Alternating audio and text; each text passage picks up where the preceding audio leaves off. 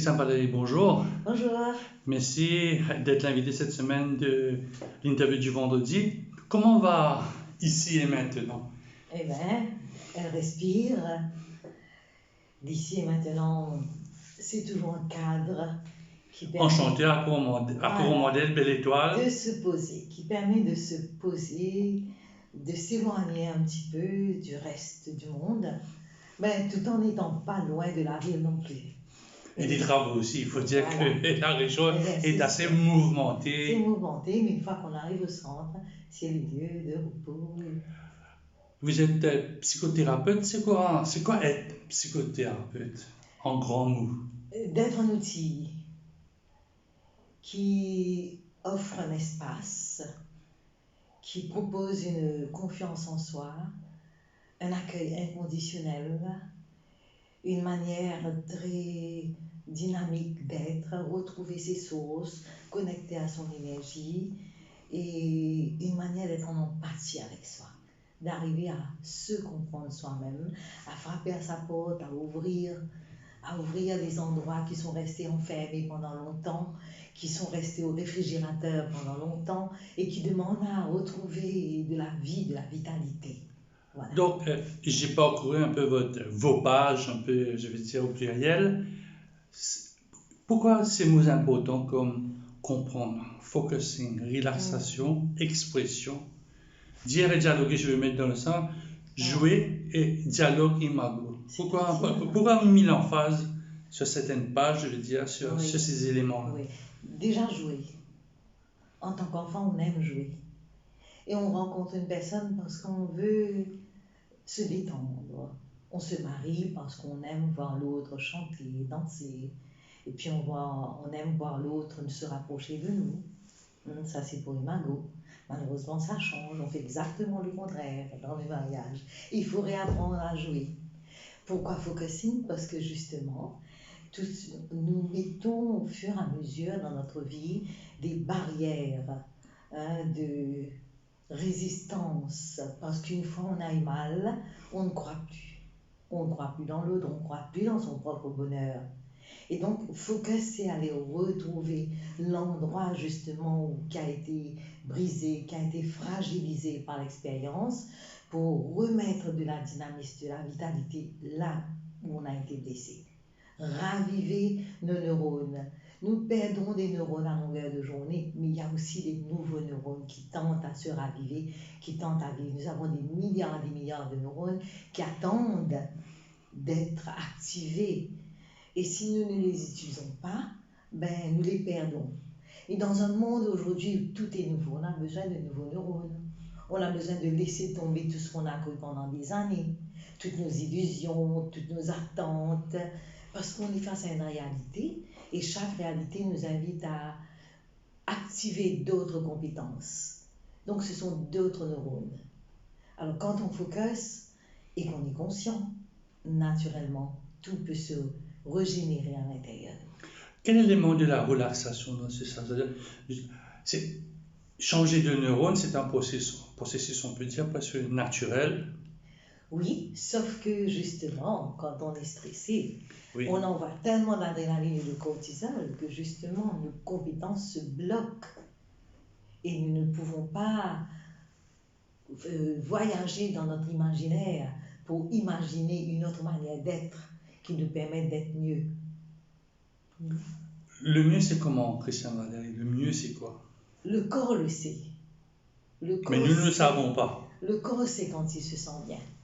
Mais nous, on ne réalise pas, on continue, on tourne, on y va, on va dans tous les sens, on augmente nos activités, on regarde la télé, on prend tout ce qu'il faut pour nous donner cette sensation de bonheur, mais qui n'est pas vrai.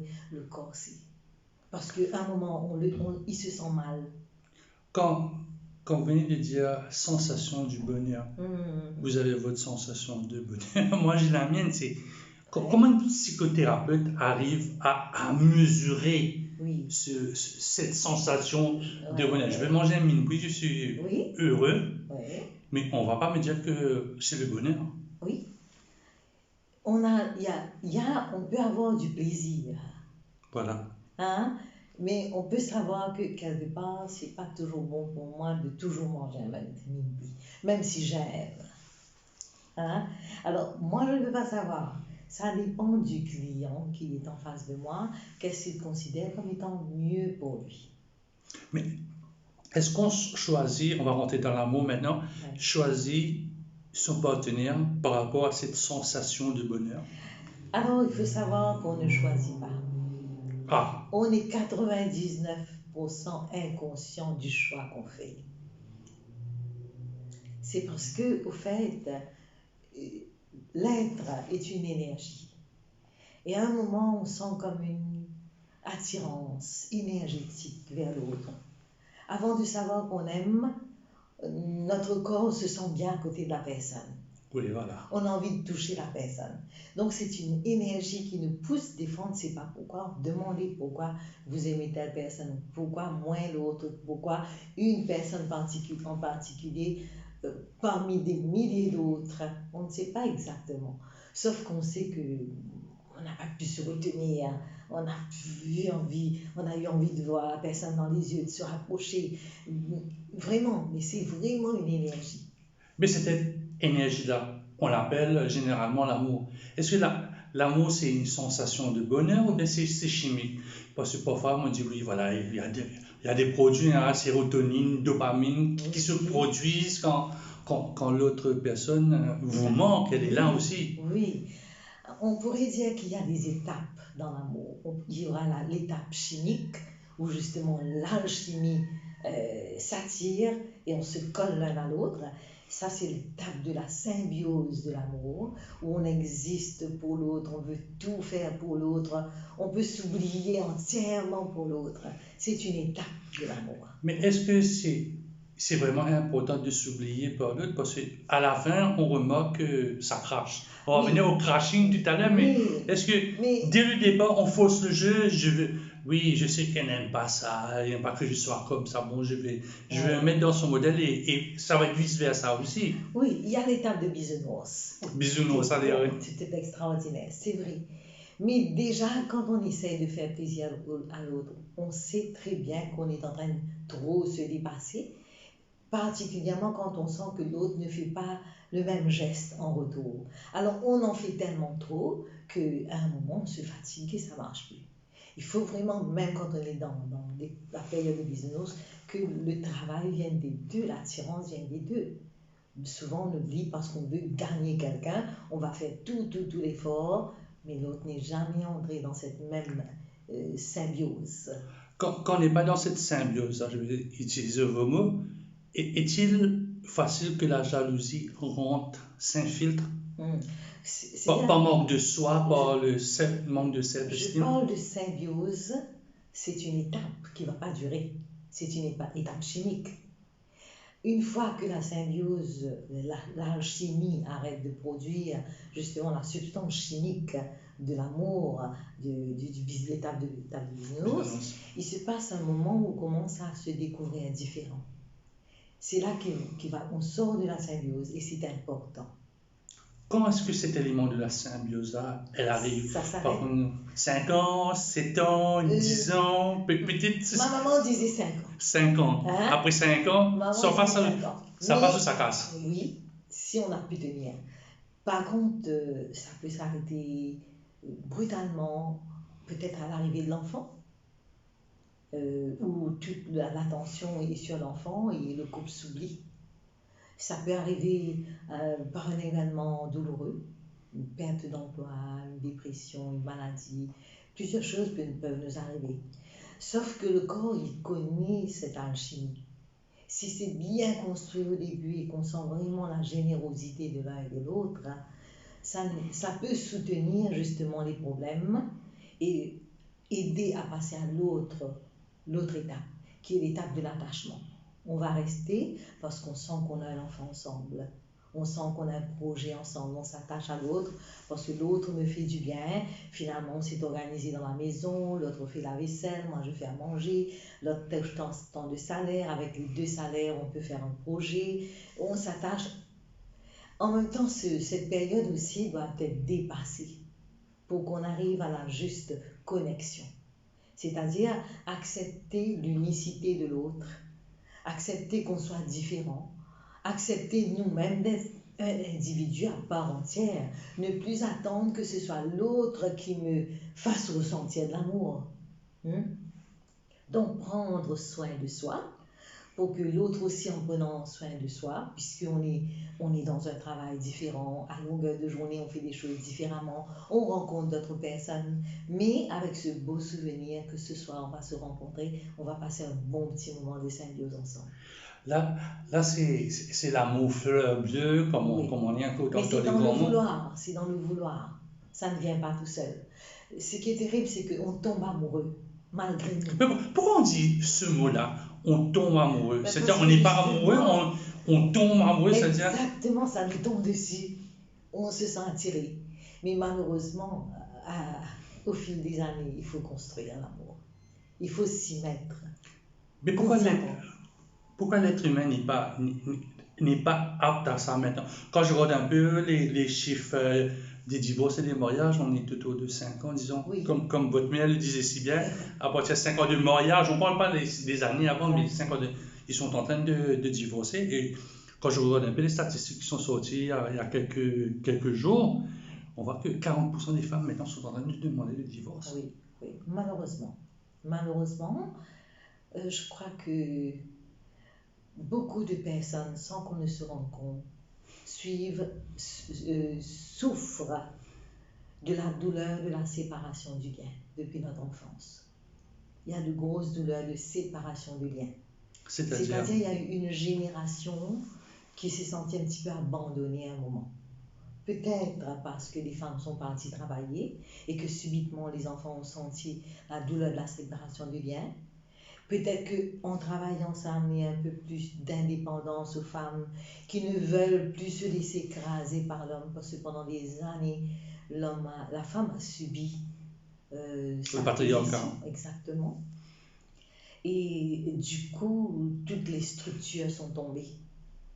On ne peut plus adhérer à une structure. On a envie de nous créer la structure. Oui. Ce qui est bon et ce qui n'est pas si mauvais. Parce que finalement, on est écrasé dans les structures. Aujourd'hui, on se dit, mais non, moi je suis une structure, je vais m'adapter, je vais essayer de comprendre, je vais essayer d'avancer. Tout à l'heure, vous avez dit qu'il faut apprendre le temps pour soi-même, de se faire un peu coquette, de faire ça. Mais parfois, la jalousie rentre dedans. Pourquoi tu t'es fait belle? Tu as l'habitude d'être normale à la maison. Pourquoi tu es en train de te... En fait, la femme ou l'homme est en train de faire ça pour sa compagne, mais elle voit la jalousie. Elle voit il y a quelqu'un qui est dans l'ombre, qui est en train de modifier la personne qu'elle a fabriquée. Parfois, on voit juste. Il faut signaler à l'autre, parce que l'autre n'est pas conscient quand subitement l'autre s'est senti attiré ailleurs. Ça peut arriver. Mais c'est alors qu'il faut vraiment la manière de signaler, la manière de le dire pour aider l'autre à retourner dans son centre finalement. On n'aime pas tromper, on n'aime pas aller ailleurs. Parce que le corps ne le sent pas bien. Croyez-moi, dans toute cette histoire, on tombe malade tellement facilement. Tellement de gens qui souffrent de dépression, de déstabilisation des hormones, du cancer, parce qu'il y a eu des angoisses, parce qu'on n'a pas pu dire, ou parce qu'on est parti en sachant que c'était mal, pour faire encore une fois la différence entre le vrai plaisir, se faire du plaisir en semblant de plaisir, tout en sachant qu'à l'intérieur on n'est pas en phase, en lien avec ce qu'on croit, donc on se fait tant de mal. Comment un psychothérapeute peut venir pour remettre quelqu'un ou quelqu'une ou un couple, parce que vous faites des thérapies et psychothérapies en couple aussi, pour les remettre en phase? Ça veut dire que vous prenez madame ou monsieur avant, vous essayez d'avoir les deux côtés de l'histoire et après vous les mettez ensemble, vous dites, déballez. Parfois ça marche, parfois ça marche pas. Ça fait encore plus mal.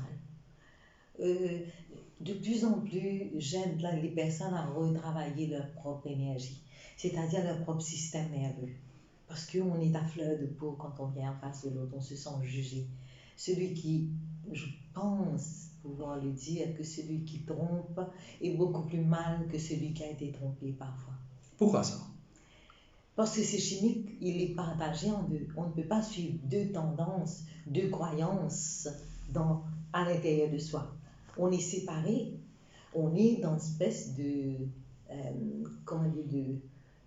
psychose, allons dire, parce qu'on croit, on veut croire, on s'enfonce dans une croyance alors qu'à l'intérieur on sait que c'est pas ça, et on est séparés. Je cherche un autre mot pour dire ça, que je ne vois pas, mais peut-être que ça viendra tout à l'heure, mais on se sépare. C'est là où la jalousie fait son nid, si je peux m'exprimer. Parce qu'on est séparés à l'intérieur de soi, on veut absolument que l'autre vienne nous rétablir en nous disant non, tu es à moi, je suis là avec toi là. Ça c'est possible, hein? Quand on trompe, on se croit toujours trompé. Quand on regarde ailleurs, on pense que l'autre regarde. On cherche cette espèce d'équilibre dans l'autre. Si tu es là, à ce moment, je ne vais pas te tromper. Si tu es là, on a peur de l'amour. Ça, c'est une très bonne fois. Pourquoi on a peur de l'amour? Parce qu'il y a la souffrance. Oui. J'ai regardé un film, une série télévisée, où un moine passé disait tant d'amour et tant de souffrance. Oui. Est-ce que l'être humain, les jeunes, vous et moi, nous sommes prêts pour souffrir par... On dit oui, souffrir par amour, oui, jusqu'à que le meilleur pour jusqu'à la mort s'en suive, c'est déjà dans... C'est pourquoi il faut créer l'espace entre les deux. C'est-à-dire, souffrir, c'est dommage. La vie ne nous appelle pas à souffrir. Mais être avec l'autre, quelle que soit la façon que l'autre est en train d'évoluer, mais être au centre de soi. C'est ça l'approche centrée sur la personne. C'est ça le focusing, au centre. Focus. Être au centre, avoir une certaine stabilité. Les événements vont nous faire mal, mais nous ne sommes pas les événements. Ça vient de l'extérieur. Lorsqu'on a cette stabilité intérieure, on peut faire face sans être à chaque fois ballotté parce que l'autre agit comme ça, l'autre est de mauvaise humeur et on est déstabilisé. De plus en plus, la vie nous invite à l'individuation pour pouvoir vraiment donner de l'amour et recevoir l'amour. Ça, c'est le truc.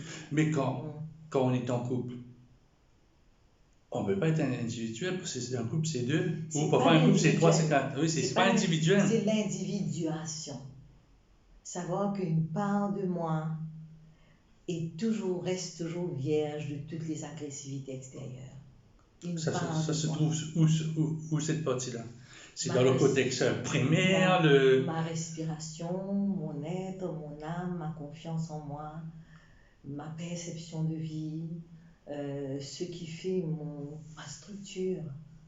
Depuis qu'on est né, on a une structure qui nous permet de vivre, qui nous permet de croire, que la vie peut être mieux pour nous. Pourquoi on avance, pourquoi on progresse, pourquoi on fait des choses? Parce que nous avons une confiance innée que nous sommes toujours appelés à grandir, à évoluer. Donc si je suis avec cette énergie, quel que soit ce qui... Je sais que je vais trouver un chemin pour traverser parce que je suis dans cette croyance innée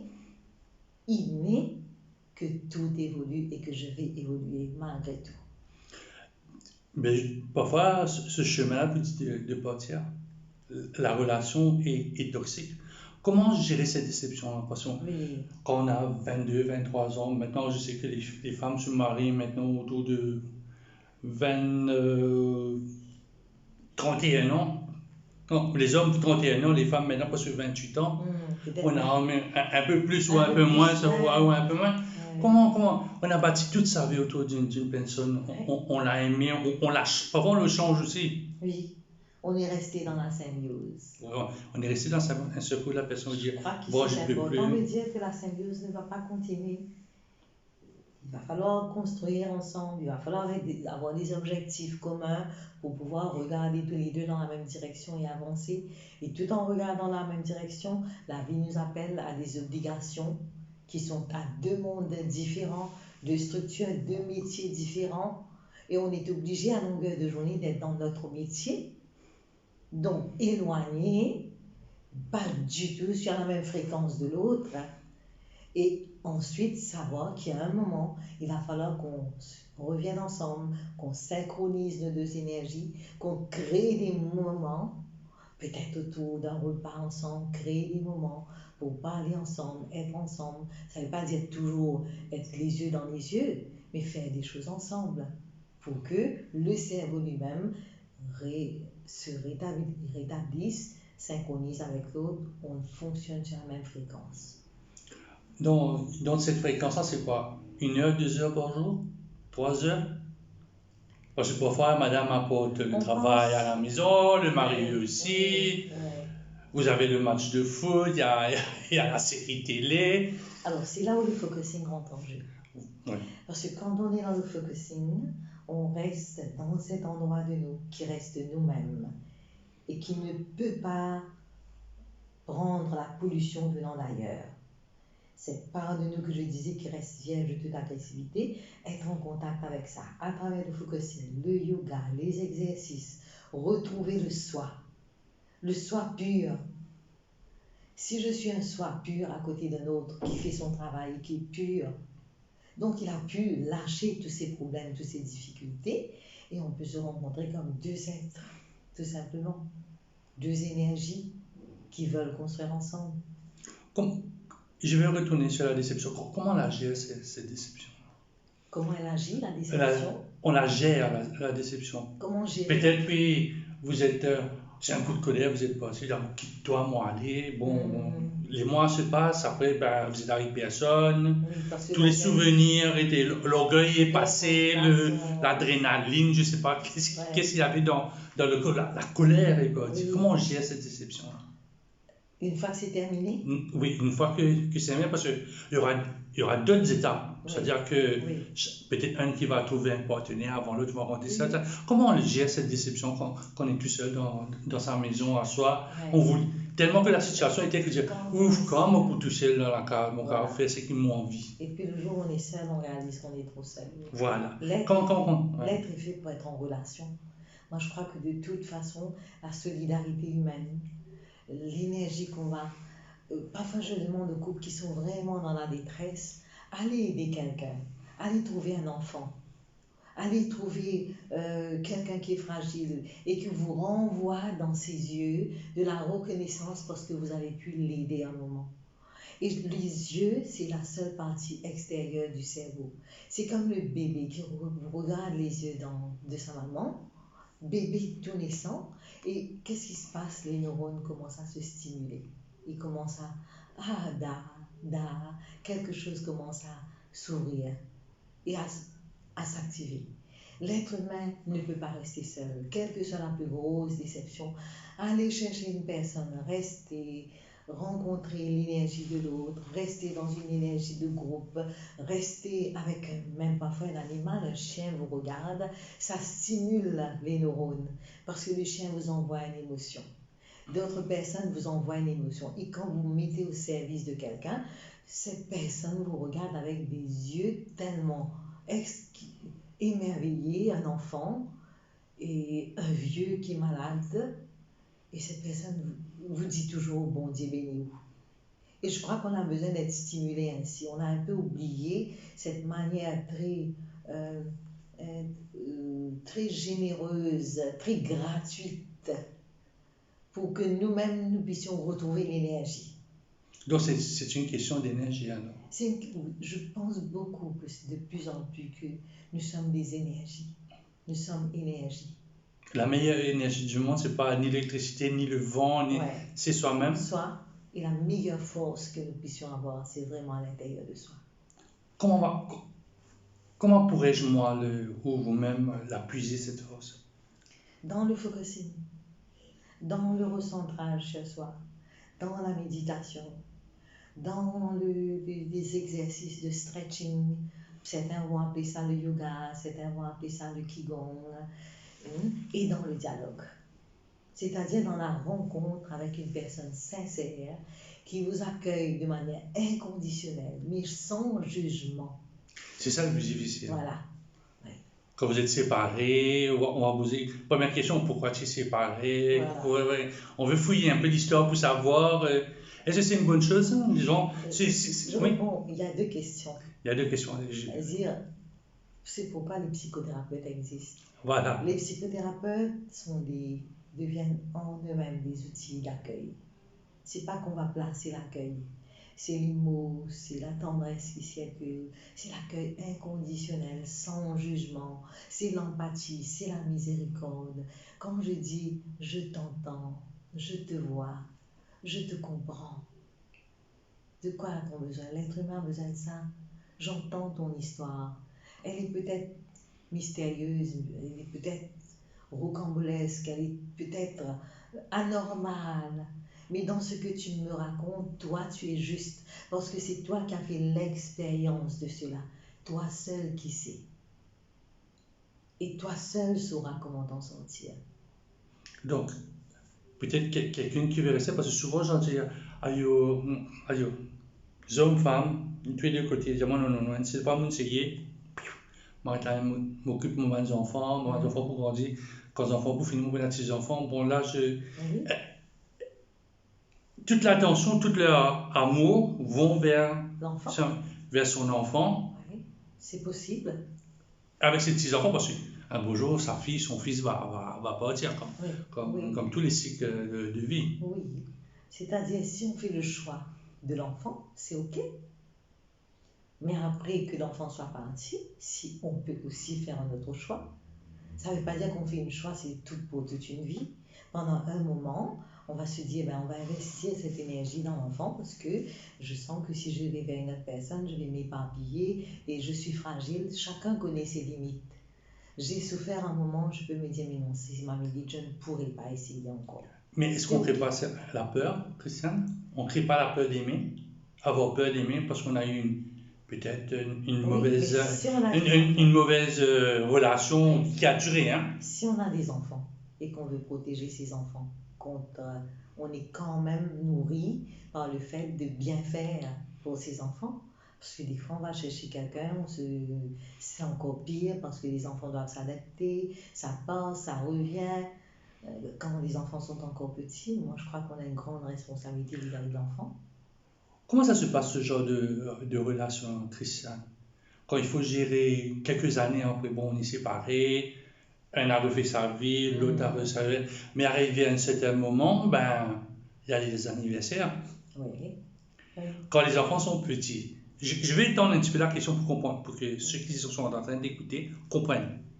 Quand les enfants, l'anniversaire chez papa, chez maman, chez grand-père, mais quand ces enfants-là se marient, il y a les petits-enfants. Et les petits-enfants, c'est que le papa et le grand-père et la grand-mère sont obligés de se rejoindre. Comment on gère ce genre de situation-là? Je crois qu'avec le temps, nous tous on est appelés à passer à autre chose. C'est beaucoup plus simple pour la personne. Appelé à passer, c'est-à-dire à prendre soin de soi, se laisser renouveler, se laisser raviver par d'autres énergies, d'autres stimulations, continuer à se créer différemment. On n'est pas statique. On ne va pas rester figé sur une expérience comme si on était dans une hypnose qui ne s'arrête pas. Hein? On peut sortir de cette douleur. On a le droit et on peut s'autoriser à sortir de la douleur. Souvent, on ne s'autorise pas. Parce qu'on se dit, mais si je m'autorise, c'est-à-dire comme si j'ai oublié tout ce que j'ai vécu, je ne veux pas lâcher ce que j'ai connu. Mais on est appelé à s'ouvrir à d'autres expériences, à d'autres nouveautés. Comment, dans cette situation-là, c'est-à-dire grand-père, grand-mère qui sont séparés depuis bien des années, ils arrivent à gérer la jalousie de l'autre. L'autre là, vous dire, tu vas arrêter là.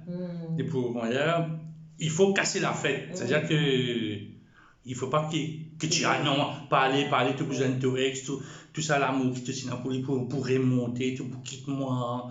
Déjà, quand elle va remonter, elle va être suspicieuse, tous les moques comment je veux dire, de rouge à lèvres, elle va sentir le linge, si ce sont, disons, sont restés un petit peu trop à côté. Comment on gère ça? C'est pourquoi lorsqu'on rencontre quelqu'un, il faut vraiment créer ce petit moment, ce petit cocon de confiance. Il faut créer ce petit moment de bisounours où vraiment on donne à l'autre cette sensation, mais j'existe pour toi, tu es au centre de ma vie. Si ce moment-là est bien travaillé, à ce moment-là, on peut avoir confiance pour avancer. Mais si dans ce moment, on sent des douleurs, et c'est là que peut-être qu'il faut se faire aider, s'ouvrir à d'autres idées, ou parfois, c'est peut-être pas possible, la personne est restée dans son hypnose, comme je disais, et ne pourra pas revivre une expérience de manière vierge. On est appelé à évoluer, nos cellules se remplacent, les cheveux, les vieux tombent, la peau se renouvelle, le corps entier se renouvelle en 6 mois. Le foie, la race, le sang, tout se nettoie. C'est notre émotion, nous, êtres humains, alors que le corps il est en train de faire ce travail tout seul pour nous, nous restons figés sur une expérience. Comment peut-on rassurer son ou sa partenaire dans ce cas de figure? On est le grand-père, on va aller à l'anniversaire de notre petit-fils. Il y a des conditions, tu sais, oui. maman te dit comme ça, tu peux venir, mais si ma maman m'a dit comme ça, ben, tiens, l'autre n'a pas venu. Dis pas à ton partenaire parce que l'autre veut pas, l'autre partenaire l'ancienne partenaire ne veut pas te souffrir. C'est dommage. Comment rassurer cette personne-là à la veille au lit? Tu vas aller à l'anniversaire demain, tu vas aller à ceci, c'est là, elle va vous manger le foie. Pourquoi ne pas emmener l'autre? Pourquoi ne pas emmener son partenaire à l'anniversaire? Moi, je crois que c'est le plus simple. Une fois que je suis avec quelqu'un, je l'emmène dans toutes mes fêtes. C'est tout à fait normal. L'autre aussi vient avec son partenaire dans la fête. Autre chose, quand on est grand-père, c'est pas le moment pour aller se bagarrer de l'amour. On prend l'amour. On prend l'amour là où ça se donne, comme ça se donne, dans une certaine acceptation. Beaucoup de personnes ne savent pas prendre l'amour et restent vides tout le long de leur vie. On ne peut pas être vide d'amour. On peut prendre, mais arrivé à un âge adulte, on est suffisamment rempli pour permettre que les choses puissent exister, que je puisse donner à mon enfant, je puisse donner à ma femme, sans exigence. Sinon, c'est beaucoup de douleur pour soi. Mais parfois, certaines personnes aiment ce vide de l'amour. C'est réconfortant, il n'y a pas à donner, il n'y a pas à recevoir aussi. Ah oui, c'est dommage pour eux, on est comme un peu à moitié mort. Il y a quelqu'un qui disait un jour, aimer c'est se crucifier, ne pas aimer. Mais c'est souffrir, aimer c'est souffrir. Ne pas aimer c'est mourir. Pourquoi ne pas aimer c'est mourir? C'est la mort de cet intérieur. Ah oui, c'est la mort de soi. C'est-à-dire ne pas se laisser vibrer par l'autre pour être renouvelé sans cesse. On est dans une vibration et c'est ça qui nous permet de vibrer, d'être ici, d'être ailleurs, de voir d'autres visages, d'autres sourires, de circuler, de visiter d'autres mondes, activer d'autres parties de notre cerveau, parce que nous ne pouvons activer que ce que nous connaissons. Mais si nous ne nous renouvelons pas, nous mourrons de ce que nous connaissons. Nous venons de parler des séparations. Là, on a parlé des séparations qui se passent très très bien au fil des années, peut-être vingtaine, trentaine d'années. Mais dans l'actualité, on voit qu'il y a des violences qui sont liées à l'amour, justement. Juste après cette étape de séparation. Est-ce qu'on va appeler ça de l'amour ou il y a des perversions de l'amour? Peut-être la psychopathe, la psychothérapeute peut me dire qu'est-ce qui se passe dans la tête d'un psychopathe. Ça peut être une perversion, vouloir absolument posséder quelqu'un et ne pas pouvoir accepter que cette personne s'en aille. Ça, c'est une perversion. Mais qu'est-ce qui cause ça? C'est le manque de dopamine? C'est un produit chimique qui fait que... Je vois mon ancien partenaire avec un homme, je pique un couteau dans son cœur. Il y a plusieurs hypothèses. Non, ce sont des faits d'actualité, seulement. Non, qu'est-ce qui cause? Qu'est-ce qui cause? Plusieurs hypothèses. Ça peut être quelqu'un qui s'est jamais senti aimé.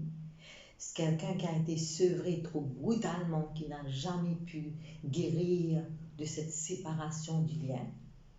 Ça peut être quelqu'un qui a été battu pendant des années et puis qui a rêvé de pouvoir rencontrer au moins une personne pour moi. Ça peut être beaucoup de choses, ça peut être l'alcool, ça peut être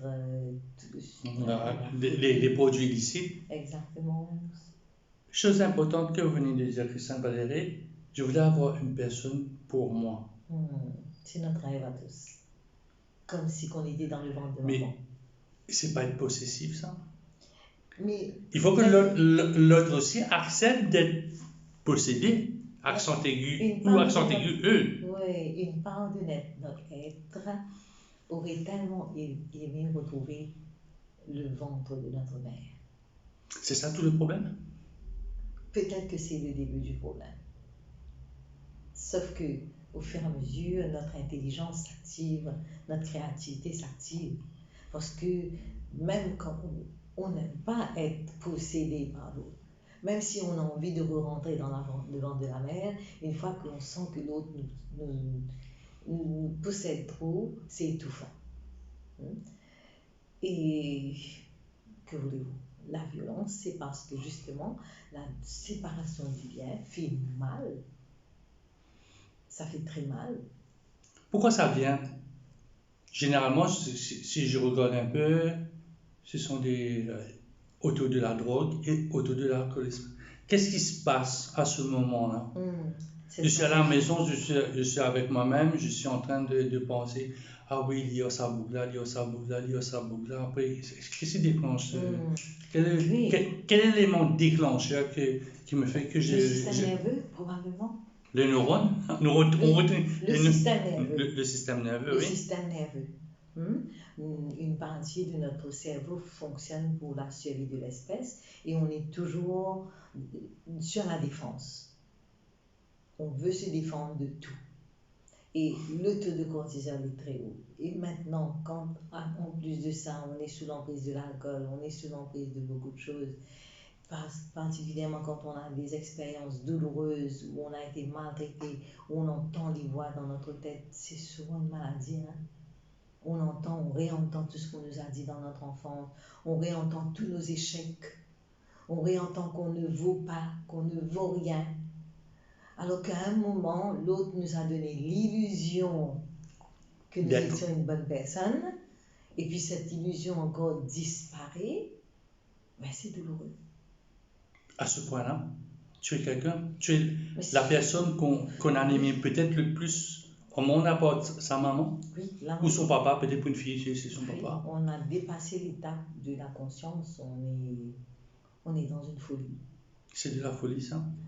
La violence domestique, la violence vers les femmes, c'est... Oui, c'est quelque chose qui est proche de la folie. Une certaine folie, oui. On pourra parler de bipolaire, des gens qui sont un moment très doux, un moment ils changent de caractère. On pourra parler encore d'autres types de maladies qui fait que l'être ne peut pas se stabiliser dans son humeur. Il ne sait pas. Quelque chose l'agite tout le temps. L'échec l'agite. L'échec amoureux, si on peut dire, l'agite. Tout lui fait peur. La peur de la solitude. Tout lui fait peur. Tout lui fait mal. Mais quand vous lisez un peu les journaux, on ne va pas dire les titres des journaux, on va dire propos de toi, c'était personne pas pour gagner toi, tout pour moi. Ce que vous avez dit, posséder quelque chose. Est-ce que l'amour possessif, c'est un danger? C'est bien d'être un petit peu jaloux si votre copine, votre femme est attirée par quelqu'un, ou que vous sentez que quelqu'un est en train de tourner autour de votre femme. Bon, c'est bon, mais quand on est possessif à ce point-là, tout trouver une maladie. Oui. Maladive. C'est maladive. C'est exactement ça. Quand on dit ça, on peut penser que ce n'est pas une maladie mentale, mais c'en est une. De ne pas pouvoir avoir une certaine autonomie émotive.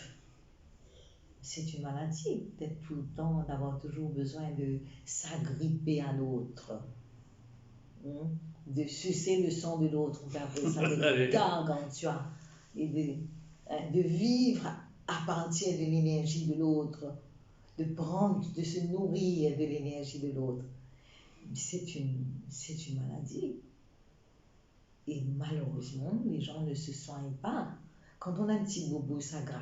On sait que ça gratte. Mais quand à l'intérieur quelque chose nous bousille, on n'en prend pas soin.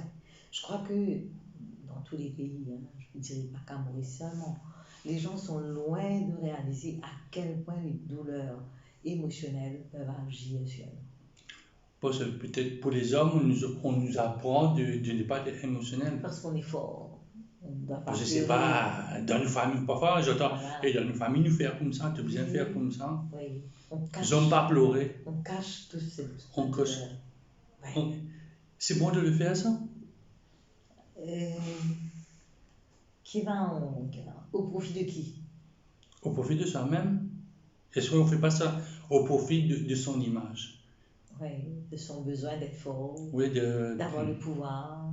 Ça, c'est un problème. Ce besoin de pouvoir, même dans l'amour, vient nous déstabiliser. On a besoin de gagner sur l'autre. Mais ça se fait au départ, ça, dans les 3 premiers mois. Et là, on reste très primitif. L'homme est resté très primitif à ce niveau-là. La peur que l'autre prenne pouvoir sur nous. Mais c'est un jeu qui va à l'infini. L'infini, on termine avec un divorce. Tout ce qu'on a passé pendant 10, 15, 20 ans, c'est... La séparation, hein, c'est la seule... Mais ce jeu de pouvoir-là, est-il humain? Est-il humain? Un petit peu, oui. Un petit peu. C'est très animal. Voilà, je veux dire, hein? animal. Mais l'humain, le fait qu'il a besoin d'avancer, il sait qu'il veut avancer, il sait qu'il veut progresser. Il a peur de voir l'autre progresser. Il ne sait pas qui il est. À ce moment, il se compare aux autres. Il s'associe à l'autre. Il s'agrippe à l'autre. Il veut faire comme l'autre. Il veut faire pour l'autre. Pour épater l'autre aussi. Exactement. Voilà. À la place de l'autre. Il veut exister plus que l'autre. Parce qu'au fond, justement, peut-être qu'au fond de tout ça, on n'a pas la sensation d'exister pleinement. Comment faire pour exister on pleinement? On revient justement à la sensation. La sensation, le focusing, la respiration, la méditation, le bonheur d'être, tout simplement. Mais il faut avoir du temps pour ça. C'est ça qui manque à l'homme des années 2000. On croit qu'il faut prendre du temps. Mais allons se mettre au volant de notre voiture, prenons le temps de respirer et de penser à la respiration. Est-ce qu'on arrive à faire ça quand on conduit la voiture, quand vous êtes dans une file d'attente, si vous ne démarrez pas au feu vert, vous avez... On n'a pas le temps. Je ne pense pas que quelqu'un... On n'arrive pas. On n'y pense pas. C'est-à-dire notre mécanisme a été entraîné pour lutter contre, non pas pour être avec soi, pour lutter contre tout ce qui vient de l'extérieur. Les autres voitures, les feux, tout ça c'est de l'extérieur. Mais on ne s'est pas assez entraîné à être avec soi. C'est là où Christiane Valéry rentre en jeu. Voilà, l'approche centrée sur la personne, c'est justement de redonner ce soi. En étant à l'intérieur avec soi, j'appelle ça être à l'intérieur sur l'âne et à l'extérieur sur le cheval. On va faire aussi vite qu'on a besoin, mais tout en restant avec soi. Il n'y a que notre respiration qui est chez nous, où personne ne peut intervenir. C'est-à-dire on est dans une bulle. On est dans cette bulle-là, quelle heure qu'on le fait? À chaque instant qu'on pense. C'est-à-dire si je suis dans mon bureau... Pense à respirer tout de suite. Oui, mais il faut que je pose des questions. Mes neurones doivent travailler. Voilà, on est dans une activité mentale sans cesse. Mais on peut s'embrouiller. Le problème, c'est pas d'être en activité mentale en ce moment, c'est d'être toujours donné à cette pulsion au cerveau, réfléchir. Parfois, on ne peut plus arrêter la machine. C'est pourquoi, même quand on est dans une activité, on peut toujours, dans une seconde, penser à sa respiration. C'est juste une manière d'être qui est différente. Quelqu'un qui va me dire, une seconde, Jean-Claude, mais dans une heure, c'est 1 sur 3600, c'est infime. C'est infime. Mais on peut toujours commencer par là. On peut aller se laver les mains en respirant, on peut marcher en respirant, en pensant à sa respiration. Je crois que c'est trop facile que les gens se disent, ben, ça a l'air bête. Oui. On le dit facilement, mais on ne le fait pas. Mais que de malheur on pourrait éviter si on pouvait penser à soi. Parce que notre corps sait quand ça ne va pas. Il va nous signaler. Quels sont les signes? Perturbation, sommeil, Voilà. transpiration, sommeil, Sensibilité, sensibilité, irritation, irritation, baisse de capacité de réfléchir. l'énervement, les bruits qui nous dérangent, le goût aussi, on ne sent pas, soit on mange trop, soit on arrête de manger. Nos 5 sens, allons dire, sont nos seuils. Il y a un élément maintenant qui est rentré dans la société, on va parler des smartphones. Okay. Ce sont des très très grosses distractions. Dans le couple, il semble que ça n'aide pas. On rentre à la maison, on rentre chez moi, votre fils que je connais très bien, il rentre, sort du travail, il est sur Facebook, il est sur ci, il est sur là, lui, il a des activités qui est bien à lui. Vous, comme une maman qui l'aimez, vous n'aimez pas dire, gosse, donne-moi 5 minutes, prends-moi dans tes bras, montre-moi que tu m'aimes, ou bien tu montres ça à ton papa ou quelque chose comme ça, parce qu'on voit que l'élément smartphone vient casser les coups. Voilà. Et quand on le dit comme ça, c'est violent pour l'autre. Arrête, tout vient dans mes bras. C'est violent. Parce que l'autre est dans un monde, l'autre est dans une énergie.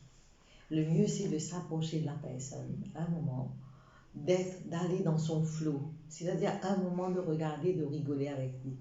Aller dans son flow. C'est très important pour la relation. Cette étape où on valide ce que l'autre fait, on va dans son monde, pour ensuite l'aider à venir dans notre monde. On ne peut pas intervenir dans son système. Chacun est dans un système. Un système énergétique, chimique, émotionnel, intellectuel, spirituel. On est dans un système. C'est pourquoi beaucoup de parents ont des difficultés avec les enfants. Parce qu'on leur dit à longueur de journée, arrête ça, ne regarde pas, etc. Mais c'est très violent. Il faut juste aller dans son flot, sentir dans quelle direction l'autre va. Ensuite, lui proposer, si tu veux bien, dans 5 minutes, on va manger un truc intéressant ensemble. Tu veux? Et l'autre... Là, c'est feutré. Oui, c'est là.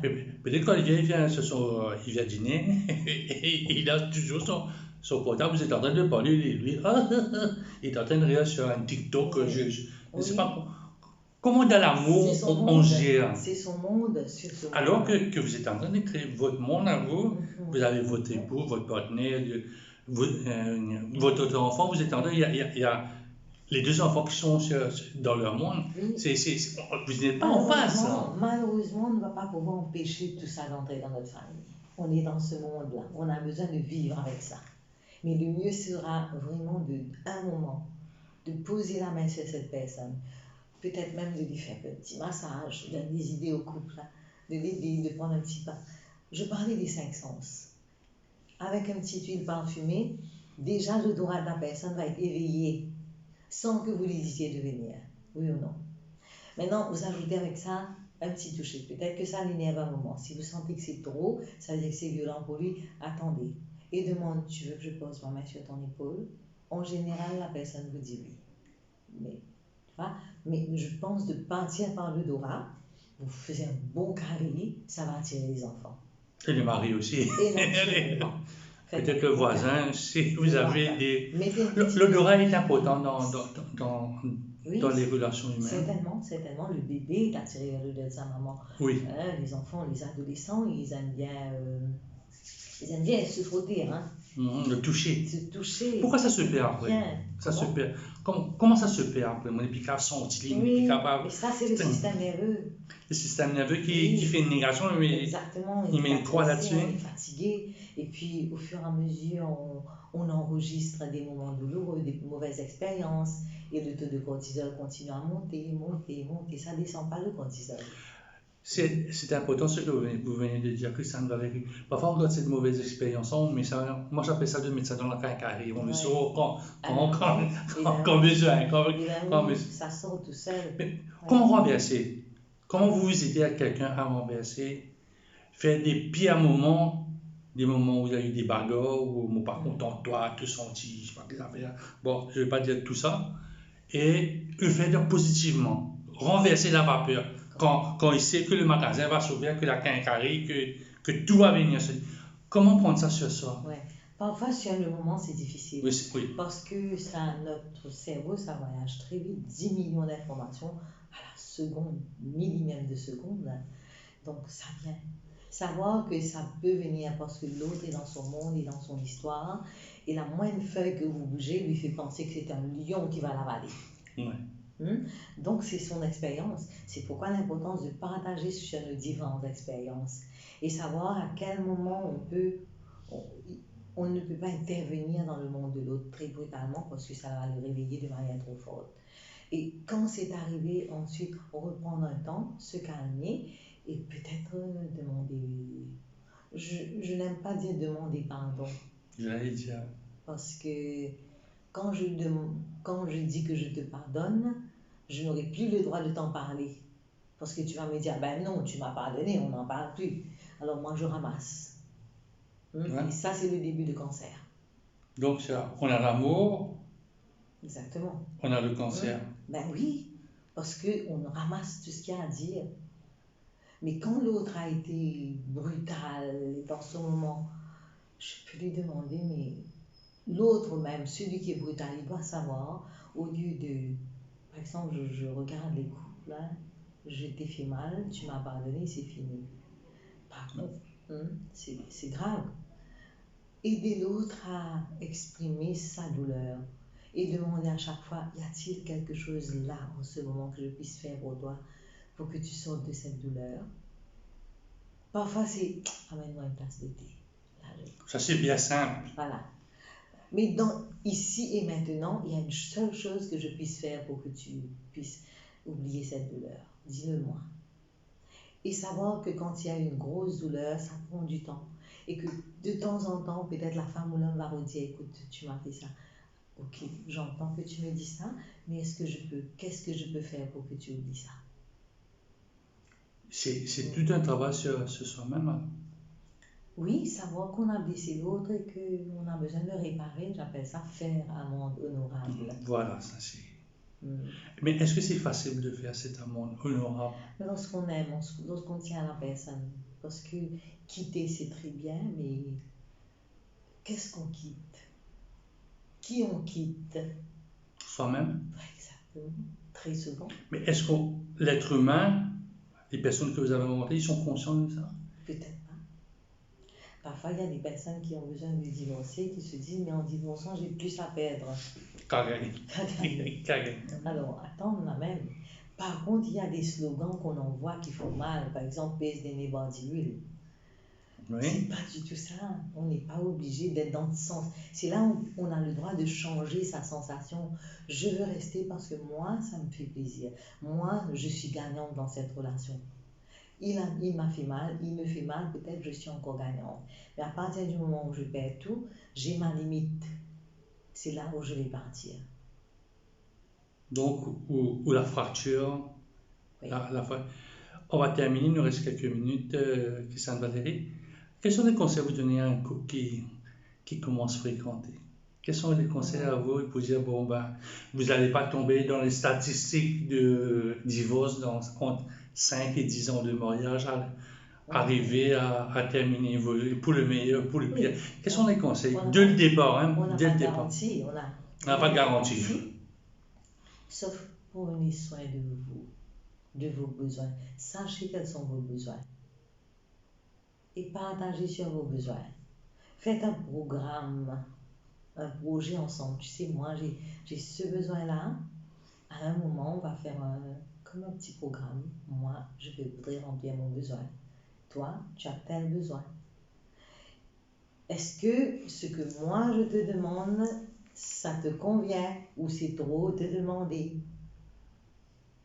Parce que certaines personnes veulent emmener l'autre dans une expérience qu'ils ont vue ailleurs, dans leur fantasme. Ou ils l'ont vécu avec leurs parents. Et ils ne respectent pas. mais comprendre ce que moi, qu'est-ce qu'il y a dans mon fantasme, qu'est-ce qui est possible, qu'est-ce qui n'est pas possible, qu'est-ce que l'autre, à qui je me suis mariée, avec qui je suis. Je ne peux pas choisir une personne et m'attendre à ce que cette personne fonctionne comme moi je voudrais qu'elle fonctionne. Mais ça arrive à la fin. À la Oui. fin, Mais on voit ça. Ça fait trop de maladies par la suite. La personne a besoin d'avaler toute la pollution que l'autre lui envoie dans son être, dans son mental, dans sa croyance, dans tout ce qui fait son être. Parce qu'il a besoin de mettre de côté toutes ses croyances. J'ai entendu quelqu'un me dire, mais j'ai laissé de côté toutes mes croyances, toutes mes croyances, toutes mes croyances. Au final, il m'a quitté. Ça arrive Parce que généralement. quand l'autre vous demande, ça ne va jamais finir. Les besoins vont vous donner ça, il va demander encore ça. Vous demandez, si vous ne établissez pas vos limites, tant que ça va, c'est bon. Mais à un moment, il faut établir ses limites. À tous les niveaux, hein. Là, on est parti dans une idée plutôt sexuelle. Mais à d'autres niveaux, c'est pareil. Vous demandez, tous les jours, il va falloir demander, je veux un beefsteak, demain, je veux ça. Demain, avec un enfant, c'est pareil. Il faut savoir quelles sont vos limites, jusqu'où vous pouvez aller. Mais parfois, il arrive que si jamais une personne, moi ou vous, on met ce plan, on sait bon, on ne pourra pas faire ça, qu'est-ce qu'on fait? Comment arriver à un compromis? J'aime cette personne de tout mon cœur, de tout mon être. Je veux absolument qu'on fasse ça. Voilà. Voilà. Et pourtant, je sais que je prends sur la liberté de l'autre. Je prends sur sa santé. Je prends sur sa psychologie. Je prends sur son énergie. À ce moment-là, ce n'est plus de l'amour. Soyons vrais. Ce n'est plus là. Il n'y a rien à voir dedans. Parce que de toute façon, comme je dis, on déclenche quelque chose quand les besoins vont s'arrêter. Quand est-ce que ça va cesser de grandir? Quand l'autre a disparu, c'est la personne. Eh bien oui. Quand je rencontre une jolie jeune fille ou une jeune femme ou que j'aurais marre l'expérience. Quand j'ai fini de la transformer, c'est là où ça arrive. Comme si j'aurais dit, il ne faut pas avoir peur quand je ne peux pas de refuser. C'est pas parce que j'accepte au détriment de moi-même que l'autre va nécessairement rester et m'aimer. De toute façon, l'autre a son projet en tête. Il veut arriver à cette fin. Si ce n'est pas moi, ce sera une autre. Donc, ce n'est pas à moi de me sacrifier. Je mets mes limites et on est OK. Est-ce qu'on met ça au départ? Est-ce qu'au départ, il dit, bon, tu veux que je fasse ça? Non, pas d'accord. Lui, il s'en va, l'amour de votre vie, il s'en va parce qu'il sait que ses besoins en termes de toute chose ne sera pas rempli par la personne qui est devant lui ou elle. C'est pas sûr qu'il s'en aille. Il va chercher la personne qui... Il va chercher sa maman? Il va chercher sa maman. Il va chercher sa maman. Et il va le chercher parfois dans l'amour, mais parfois dans la perversion. C'est-à-dire? Il va demander... 50 Shades of Grey ou quelque chose de la sensation. Dans l'imaginaire de ce que sa maman ne lui a pas donné et qu'il mérite et qu'il doit prendre parce qu'il n'a pas reçu. Donc il a tout le droit de prendre maintenant tout ce qu'il n'a pas reçu. Et ça, il n'a pas de limite. Ben, nous sommes arrivés à la limite, parce que je sais que votre temps... Comment vous contactez ici maintenant, à côté de la grande vallée et la grande rivière Nord-Ouest? Donc on est sur Facebook, on est sur Google Maps. Un numéro de téléphone peut-être? Oui, 5791-704 ou 233-599. Et sur Facebook, j'ai des petits ateliers, j'ai des petites causeries, très souvent, parce que c'est vrai, on parle et puis de temps en temps, il faut y revenir sur certains sujets. Et je remercie aussi ceux qui vous aident, qui me suivent, qui mettent des petits commentaires, qui m'aident à construire ces petits programmes. Eh bien, voilà, je ne peux que souhaiter du bonheur et du bien-être à chacun pour dire que nous méritons le bonheur, nous méritons le bonheur d'exister, le bien-être et surtout la santé. Tout ça joue sur notre santé. C'est ce beau mot qui s'en va. Merci beaucoup. C'est un plaisir.